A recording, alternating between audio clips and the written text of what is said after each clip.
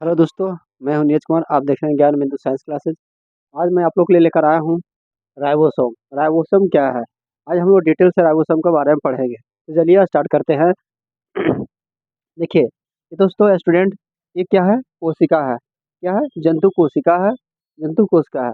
जंतु कोशिका में विभिन्न प्रकार के जो पाए जाते हैं कोशिका के अंदर, जैसे राइबोसोम और माइटोकॉन्ड्रिया और जो भी होते हैं जीव राइबोसोम में पाए जाते हैं, और केंद्रक भी पाया जाता है बीच में। ठीक है। तो राइबोसोम में जो गुच्छे के रूप में होते हैं, राइबोसोम क्या है समझिए।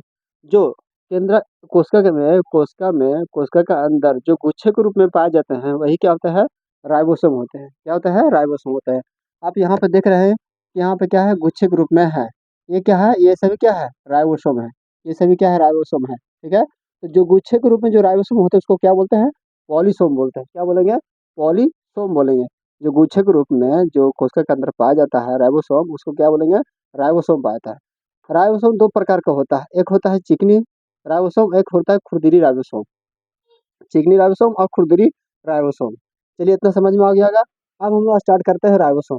राइबोसोम जो होता है, राइबोसोम जो होता है प्रोटीन प्लस आरएनए का बना होता है। किसका बना होता है? प्रोटीन प्लस आरएनए का बना होता है।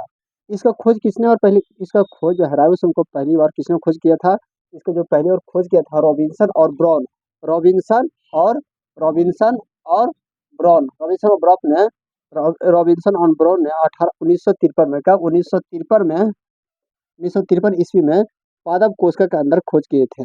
जो कोशिका का जो राइबोसोम को जो खोज करने वाले जो थे पादप कोशिका में पहली बार, वो कौन थे? रॉबिन्सन एंड ब्राउन थे। रॉबिन्सन और ब्राउन कब किए थे? 1953 में। वही जंतु कोशिका के अंदर, जंतु कोशिका के अंदर जो राइबोसोम को खोज करने वाले जो वैज्ञानिक थे कौन थे?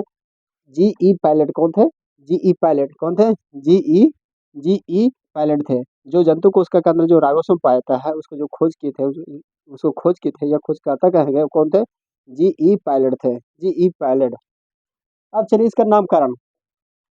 जब खोज हो गया राइबोसोम का, इसको कोई तो नाम दिए होंगे ना, नाम देने वाले तो होंगे वैज्ञानिक, महाशय कोई तो होंगे।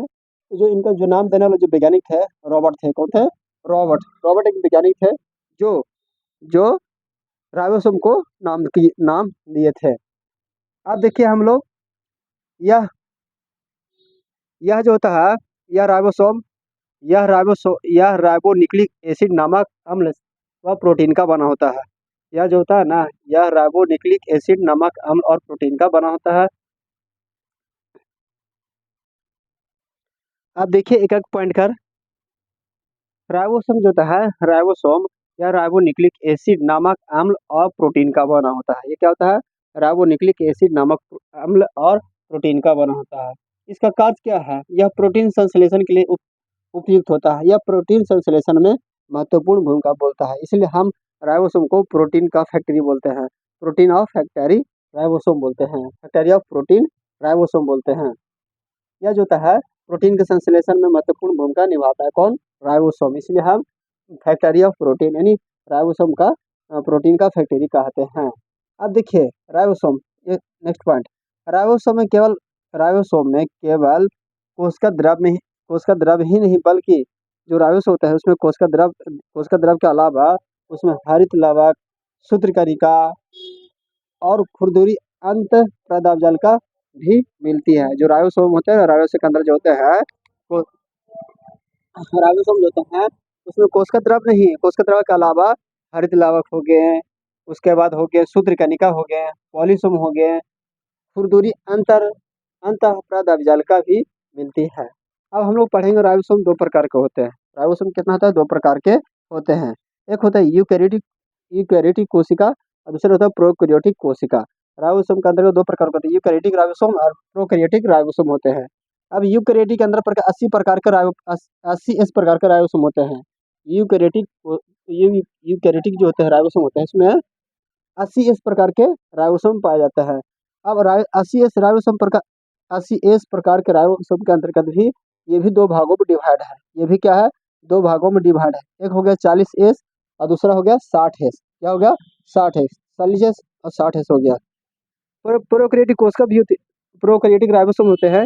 ये भी क्या होता है? दो प्रकार के होते हैं। ये भी क्या होता है? दो प्रकार के होते हैं। एक होता है 30 एस होते हैं और दूसरा होता है 50 एस। 30 एस और 50 होते हैं।